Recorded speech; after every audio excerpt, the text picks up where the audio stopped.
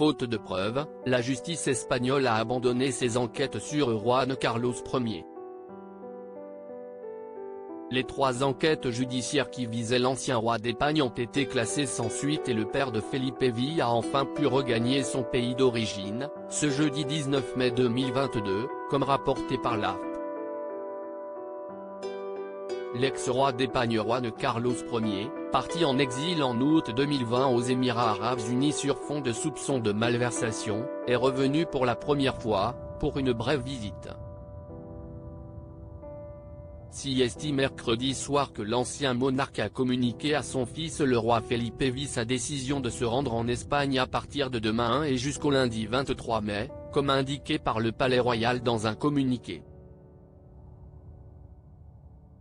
Juan Carlos devrait d'abord se rendre à Sanxenxo, localité de Galice, nord-ouest, où se tient à partir de vendredi une régate à laquelle participera le Bribon, voilier avec lequel il a été champion du monde en 2017. Il devrait ensuite rejoindre Madrid pour rendre visite à son fils, ainsi que son épouse avec sa femme Sofia. Avant de repartir le même jour pour Abu Dhabi où il a établi sa résidence de façon permanente et stable, a poursuivi le palais.